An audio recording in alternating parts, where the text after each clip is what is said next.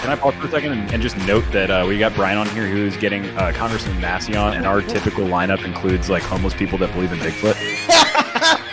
Welcome to the Brian Nichols Show, your source for common sense politics on the We Are Libertarians Network. The Brian Nichols Show is the fastest growing liberty podcast that brings together people from all means of political thought as we seek to have meaningful conversations about the issues you care about. At the Brian Nichols Show, our goal is to leave the audience educated, enlightened, and informed. And now your host, Brian Nichols. Well, happy Wednesday there, folks. Brian Nichols here on the Brian Nichols Show. Thanks for joining us. And yes, you saw by the name of the episode, we have a returning guest. And honestly, when it comes to education policy, I can't think of anybody in the past decade who has had as much significance as this man has in terms of impact in actually getting policy into action. Corey DeAngelis is returning to the program, and we're not just talking about school choice, we're talking about the solutions that school choice brings to an arena full of problems, but also how can we go ahead and tell the stories of what school choice is doing for others. Corey takes some time with us here on today's episode to dig into how, yes, it is important to, in fact, know your audience, and you know it, folks, meet people where they're at. So, with that being said, on to the show. Corey DeAngelis returning to the Brian Nichols Show. Hey, thank you so much for having me. Absolutely. Corey, thank you for returning to the program. So excited to have this conversation because, my friend, you are having just such success in bringing school choice, not just to people's minds, but actually into policy. Where are we at now? How many states have now embraced funding students versus funding systems? I think nationwide we're at about 31 states now. So over half of the states have some form of funding students as opposed to systems, or what most people call private school choice. And this year alone, we're calling this the year of school choice because 19 states in this year alone have enacted or expanded programs to fund students directly as opposed to funding government school buildings. Wow. And one of the best parts about this, and the greatest part, is that the teachers unions are actively destroying their own empire. They've overplayed their hand over the past year and a half by showing the country their true colors and by fighting to protect themselves at the expense of families at the worst time possible. And if you look at the latest Real Clear Opinion Research polling on this, between April of 2020 and June of 2021, there's been a 10 percentage point jump in support for funding students directly, from 64% support in April of 2020 to 74% support in June of 2021. And I think some of the biggest jumps in support have been among Democrats and families who had their kids in the public school system. So more and more families are starting to realize that there isn't any good reason to fund failing, closed, government-run institutions when you can fund the students directly instead. And that is the survey I was talking about, and thank God I was right. The biggest jumps were from Democrats and parents of children in the public school system. So, like, the way that I put this before is that COVID didn't break the public school system. It was already broken in a lot of ways. And the past year and a half simply shined a spotlight on the main problem with K-12 education in America, which happens to be a massive, long existing power imbalance between the public school monopoly and individual families. It's one thing for a government-run institution to continue receiving children's education dollars year after year, despite failing to meet their needs. But it's another conversation altogether for those same failing institutions to continue receiving children's education dollars, regardless of whether they even open their doors for business. So families were scrambling over the past year and a half, and they started to realize that while they were trying to dig into their pockets to pay for alternatives, the closed buildings continued to receive their children's money while they were left stranded. And so I think it started to become clearer and clearer that the funding should be portable, that should follow the child to wherever they're getting an education. We wouldn't have seen all of these problems that we saw over the past year and a half if we only had mechanisms to fund students directly, as opposed to funding these buildings that had no incentive, essentially, to cater to the needs of families. So you had I mean, I you was had gonna all say these really weird- quick. I had this up for folks who, by the way, were playing along here with the audio only version. We have a chart that that Corey's referring to is the impact of the pandemic, and I'll let you get right back to there, Corey. But I'm looking over here. The biggest surprise that caught me off guard was the 11% increase in support from Democrats in terms of supporting school choice, now to 70%. That's huge. And yet we see a lot of our friends on the left argue against school choice. It's really interesting when you see it's the exact opposite. People are actually embracing school choice in mass. Yeah, and I think part of that, one, is people who are normally okay with their public school started to say, well, maybe I want an exit option just in case. Maybe going forward, I want to keep my public school, which you can still have with the school choice program or an initiative that allows the funding to follow the child. You can still have that money go to your public school and enroll your kid in the public school. But maybe they started to say that, well, if for whatever reason there's a situation where I do want to pull my kid out of the public school, maybe that some of that funding should follow my child to an alternative scenario. Another thing, I think people, I don't know how much I've had an influence on this, but I think I've influenced you to make a shirt with the new saying. And by the way, thank you so much for this shirt. For people listening in the audio version, it's a kid with a book and it says fund students, not systems. I think that's been really important to change the conversation from just saying school choice to saying fund students, not systems, because one, it's more transparent. It gets to the idea that we just want the same money that would have went to the public school to follow the child to wherever they're getting an education. And then two, it puts the other side on defense and puts the burden of proof on them as to why we should fund buildings and not students directly. And it puts them in this really weird predicament where it's really indefensible to argue for the status quo, especially because this starts to turn a light bulb on for a lot of people that understand other programs that fund individuals as opposed to institutions. For example, with higher education, we have the Pell Grant for low-income students where the funding goes to the student and then they can rightfully choose between public or private, religious or non-religious universities. We do the same thing with pre-K programs, including the federal Head Start program. We don't residentially assign low-income families and tell them to a government-run pre-K provider and tell them they must take their children there.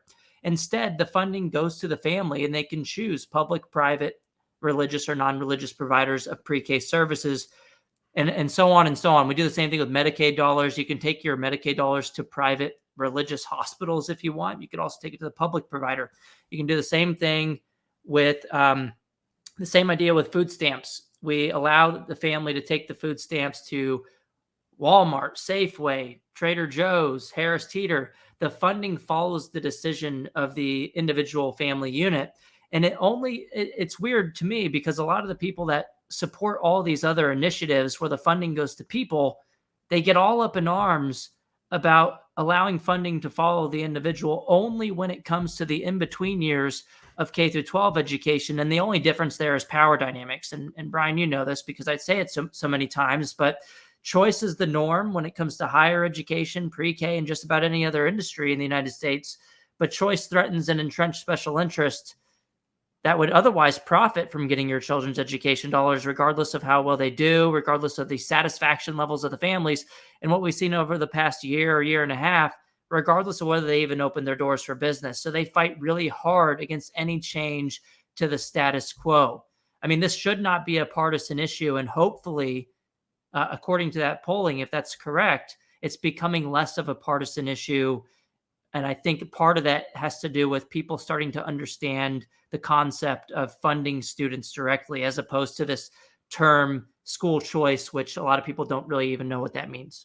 Well, and how important is it to not always be playing defense? I love that you are focusing on this because this is something I have been raising up here on the program to the audience. And what we've been talking about across the board is the importance of making sure that we're setting the narrative, because even if, let's just pretend that we're having our ideological opponents being good faith actors, they are still having the opportunity to set the narrative to whatever it wants to be. And again, as you said, Corey, then we're on the defensive. So, nay, let's start setting that narrative. Let's start meeting people where they're at and showing them this isn't, it's not what you think it is, and explain it in that way to actually sell the solution. So let's sell that solution. You're seeing states, they're passing school choice en masse, and you've gone through in previous episodes and on other appearances the value of school choice. But let's talk about the outcomes, the results. What are some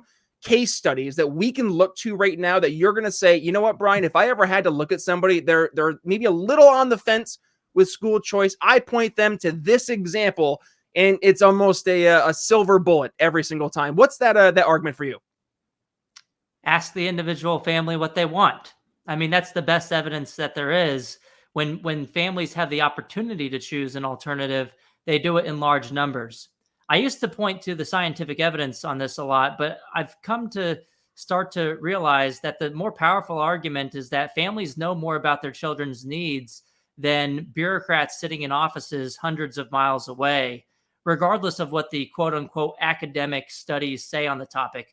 Families shouldn't need to use academic studies to prove why they should be able to choose their children's educations. The burden of proof should be on the other side for the governments to try to argue why families should not have the right to choose their children's educational environments. So, I mean, just look at the wait list for charter schools all across the country. There's consistently hundreds of thousands of student names on charter school wait lists. So there's just families begging for the opportunity to get away. Look at what the teachers' unions say whenever you propose allowing families to have an exit option. Their first response is, oh my goodness, you're trying to destroy public education. You're going to destroy our public schools.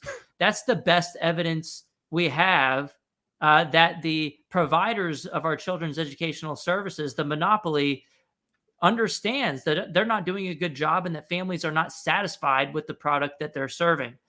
So I think that's the best evidence there is. But I mean, I've talked about this on the previous podcast, probably, that there's 17 random assignment studies that show that look at the experiences of kids winning a lottery to attend a private school through a voucher program compared to those students who lost the lottery and who, for just based on random chance, were stuck going to the traditional schools. The kid, 10 out of the majority of those 17 random assignment evaluations find statistically significant positive effects on academic outcomes in either math or reading for some or all students. And all of these studies find these outcomes at a fraction of the cost because the voucher programs are written in ways, the bills are written in ways to where the kids using the voucher get a lot less than they would have gotten in the traditional schools. So, for example, in DC, where I live, we have the DC Opportunity Scholarship Program. And the DC public schools spend well over $30,000 per child per year, according to the U.S. Census Bureau. And if you want to look at National Center for Education statistics, there's pretty clearly documented they spend over $30,000 per kid. The voucher students only received about $10,000 per kid in the latest school year. And so they get about the same outcomes academically in DC and much higher reports of satisfaction and safety at a third of the cost. Of course, the media is going to focus on the test score results, which are about the same between the two sectors. But oftentimes the media will overlook the fact that the satisfaction rates are much higher, the attendance rates are much higher, the reports of safety are much higher, all at a third of the cost, which is just a win-win scenario for taxpayers and the users of the program as well. So yeah, but look, there's tons of scientific evidence suggesting that students using voucher programs are more satisfied. There's about 30 studies on that topic. Almost all of them, if not all of them, find the students using these programs are more satisfied than they would have been. They report higher levels of safety, and there's also 6 studies linking school choice to crime reduction, and all 6 of them are peer-reviewed and find statistically significant reductions in crime, which goes to show you families are choosing these schools based on a lot of different things that aren't always going to be measured by test scores. They might be measured by it's something captured in these reports of safety that aren't measured by math or reading test scores. So it could be the safety of the school. It could be the gang activity in the school. It could be these other non-cognitive environmental outcomes that are improved that can't be captured just by a math or reading test score. But again, I'll just go back and say, look, you don't know better than this family that knows for their own kid. They should be able to have that choice. And if you think otherwise, the burden of proof should be on you as to why we should force these kids into schools that are failing them. And as I say, well, you know the value of telling those stories. And actually, last week we had on the show Philip Stutz. He's one of the top minds in marketing in terms of politics. He's pretty much been behind the scenes for name your GOP election of any significance in the past 15, 20 years, and most notably, or I guess maybe more recently, in terms of looking at the significance now, is his role that he played in helping one Ron DeSantis get elected back in 2018. And Corey, the number one issue that they focused on was that of school choice. So he went out, and we see the value of having these conversations with the parents, the kids who are impacted directly by these policies. You're going out, you're having these conversations, not only with lawmakers, but also with, yes, those people who are directly impacted, both the parents and the students, but also the teachers. When you're out having those conversations, Corey, do you have any stories that stick out that anybody's really, brought to you in terms of the impact of school choice on them or somebody in their lives? Yeah, and I will say in 2018, the Wall Street Journal credited the victory of Ron DeSantis to school choice moms. They called them school choice moms. Andrew Gillum, his opponent, came out strong against the scholarships. I think he said something along the lines that he was going to take away scholarships. In Florida, they already had over 100,000 scholarships that were being used to attend private schools. And these were disproportionately lower income families. The average family student using a scholarship to attend a private school at the K-12 level through the Florida Tax Credit Scholarship Program, the latest data suggests that they come from household incomes of around $27,000, $28,000 total. And so when families have that benefit, they start to make school choice a primary voting issue. And so you got, a lot of these families who would have statistically been more likely to vote for the Democrat, once they heard that he was going to take their children's educational setting that's working for them away, they said, okay, well, they turned out in large numbers for the other guy that was going to protect their ability to choose their children's education. So they made school choice a voting issue. And I think that's why teachers unions are so afraid of any proposal to empower families, because the unions know that once people get a little bit of a taste of educational freedom, they'll fight like hell to prevent any of the teachers union monopoly from ripping that away from them.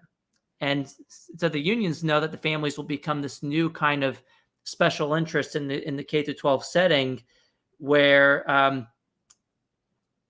even when you get your foot in the door with a small program that's likely to increase over time because those families are going to fight to keep it, and other families are going to say, oh, this isn't so bad. The public school didn't just get destroyed. Actually, they're doing a lot better because of competitive pressures.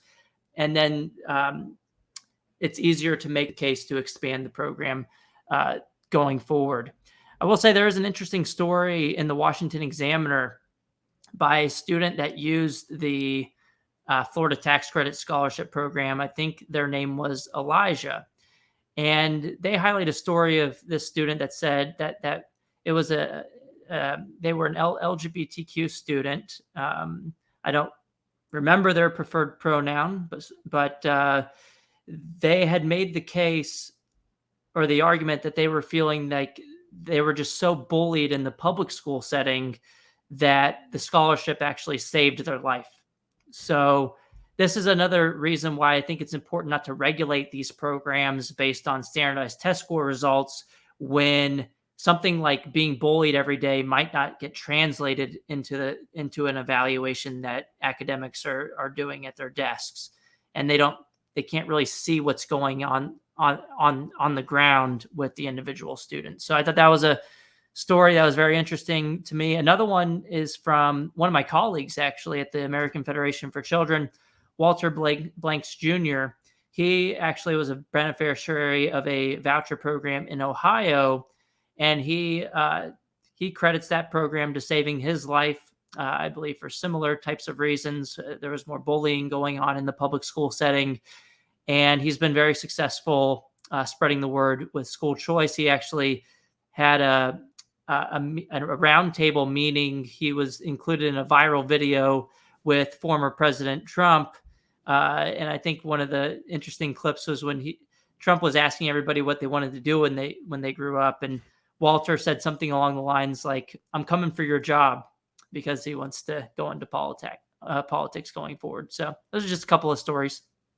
It's important to tell those stories, right? Because at the end of the day, this is the real story that people care about, because they want to see not just the positive outcomes, but they also want to make sure that, yeah, are those worst case scenarios actually the worst case scenarios? And I think 2020, Corey, was a resounding yes to a lot of those worst case scenarios across the board. I just had Tiffany Justice on the program. She's from Moms for Liberty. And just the number of parents who are irate. I mean, it was 26 states, 80 plus chapters for an organization that's just under a year old. Wow. I mean, that speaks to that there are people out there right now who they saw firsthand that when push came to shove, their public schooling system just adamantly failed just across the board. And they are looking for these solutions. So as we go towards the end of the show, Corey, let's focus on this.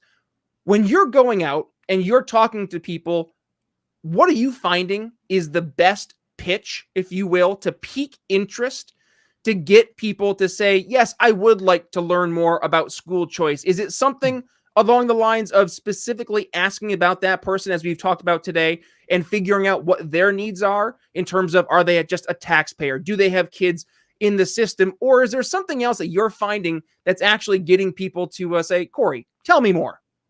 Well, it really depends on who I'm talking to. If I'm talking to someone on the right, I'll talk about competition and how the public schools may not be providing an adequate education, or maybe they're indoctrinating the kids in a way that they don't agree with. If I'm talking to someone on the left, it'll be more about a conversation about equity, that advantaged families already have school choice. They can already afford to live in neighborhoods that tend to be residentially assigned to the best public schools. They're more likely to be able to afford to pay out of pocket for private school tuition and fees, and more likely to be able to afford the cost of adequate home-based education. Funding students directly allows more families to access these types of alternatives. And in that way, school choice is an equalizer. So really, yeah, you want to see who you're talking to and to see what's important to them. But at the same time, I think regardless of political background, I think the most compelling argument has been, look, in the public school system, we spend $16,000 on average per student. That money should follow the child to wherever they're getting an education. We should fund students directly, just like we do with Pell Grants for higher education and with pre-K programs, where we don't residentially assign families to a government-run institution regardless of their choice. We fund the people directly, and that works for both sides. Look, I mean, when you're talking to someone from the left, they're more likely to support these programs like food stamps and Pell Grants and pre-K programs.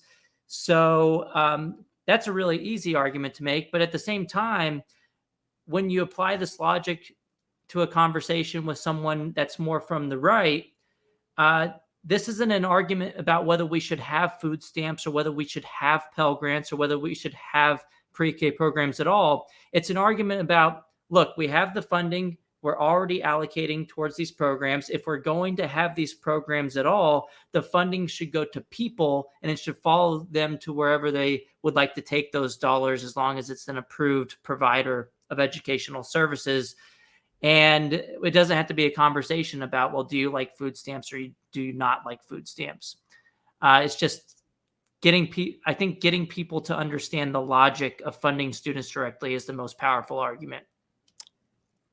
I think my audience is smiling because they know exactly what I'm going to say. And they're going to say, yeah, we get it, Brian. As you and Chris Goizzetto always talk about, know your audience and meet people where they're at. I get it. Well, hey, guess what? The reason I'm having you on the show, Corey, is because not only are you living by that, but you're actually showing it works. You're not only getting people, as I said at the beginning of the show, to pay attention to school choice, but you're now getting policy into action and you're making people's lives better. How just empowering that is to know that we have the ability, when we know how to effectively communicate these ideas and these solutions to your average person, that we can really make a difference. So how about this, my friend, as we're wrapping up, Corey, what would you want to make sure the audience takes away from today's conversation? Anything you want to make sure you leave them with?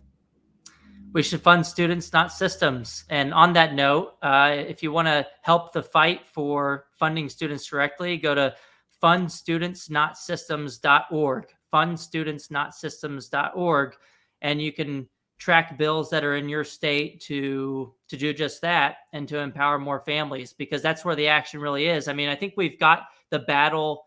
I think we're victorious when it comes to the logical arguments of funding students directly, but we need to take that next step, which a lot of states have done this year. 19 states have expanded or enacted programs to fund students directly, and we're calling this the year of school choice, but we need to continue that momentum.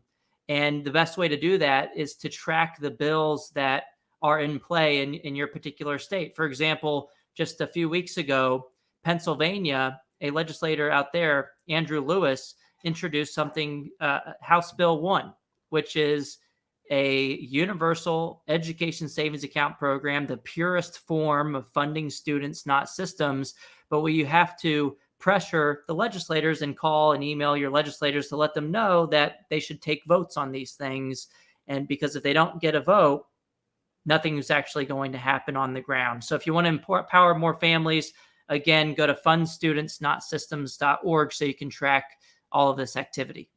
Fund students, not systems. Folks, if you also want to go ahead, by the way, and get that awesome t-shirt that Corey was rocking there earlier in the episode, there it is. That's right. I will make sure I include that link in the show notes, but also we have a bunch of other Fund Students, Not Systems swag, from garden flags to protest signs, all that in between. We'll include that link there in the show notes. But with that being said, it's always a blast having you on, Corey. Thank you for fighting the good fight and actually taking the ideas we talk about, bringing them to people right now where they are seeing the problems and offering solutions. Thank you for all you're doing. With that being said, Corey DeAngelis, thanks for joining the program.